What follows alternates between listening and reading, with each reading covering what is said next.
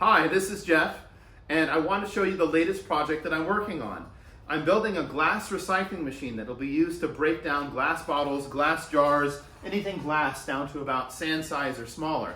And this is the housing that I've been welding, and then there's also this hammer that will be put into the housing to crush the glass. And I'll show you how it all works, from the screening process to the recoil for the hammer to how the bottles get fed, etc. But I wanted to just show you some of the in-progress shots here as I'm building this to make it completed. So stay tuned for more updates, and I'll show you how it all works together.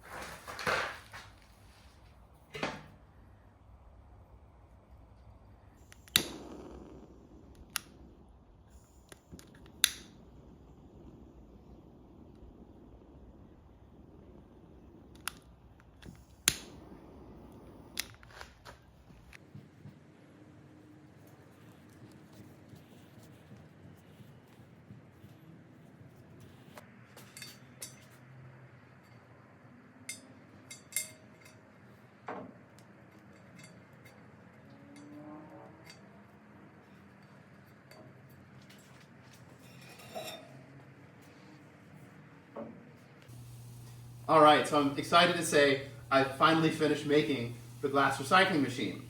And I'm going to show you how each of these components work, and then we'll do a demo run with material to give it a shot. And so to start from the top down, this is the hammer that will hammer the glass and crush it down to be about sand size or smaller. And in the field, this will be hanging from a tree branch, but for this demo, we're going to be hanging it from the rafters. And so there's a series of 4 bungees that are set up from these anchor points in the hammer that help with recoil. So when you're hammering, it'll come back up. And there's spacers in the hammer that help to align it on the inside so that it's not going to rattle around as much. And then you have this top rubber flange that the hammer will hit when it comes downward to help buffer. And then this is the hopper for the glass. So this is where all of your glass bottles or your glass jars will go. This will accommodate up to a 1.5 liter size wine bottle, which is about the largest in width and height that it can accommodate.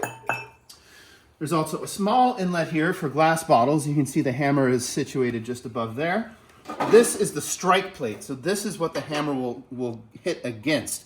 And on the outside of the strike plate, there's a nominal, a 1/4 inch to 3/8 inch gap where material will fall below.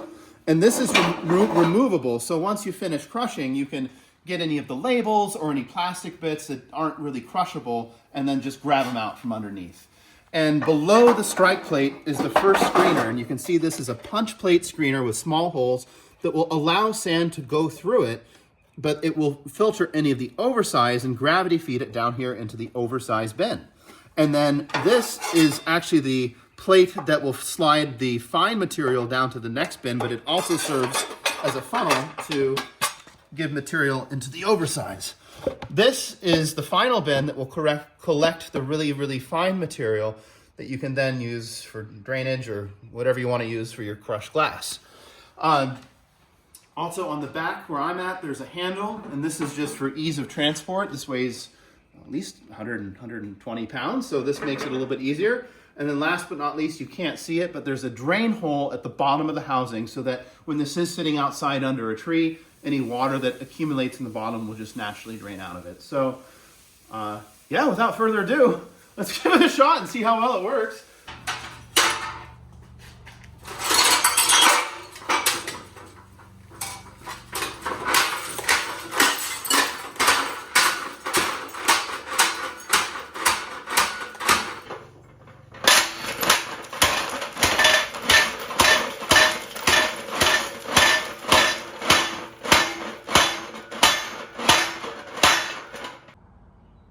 All right, so I finished the initial testing of the glass crusher, and I'm really happy how it turned out, although I did have to modify the hammer plate, the strike plate, to have a gap in the middle to allow more material, and that's kind of a fine balance between crushing it fine enough while also letting that material fall through the plate to go below. So the hammer recoil system was really probably my favorite part of this process because it's still a workout, but it's so much less of a workout than when I tested it without recoil. So this really makes it a breeze to crush and recoil it.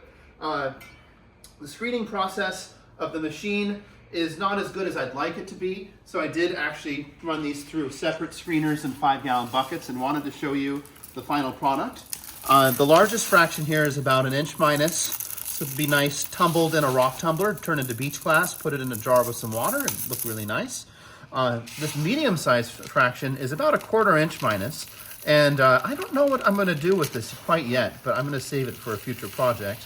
And then the finest product here is dust, or just very, very fine down to dust material. So yeah, it came out really well. I'm excited to install this in the field and make a few more tweaks to it.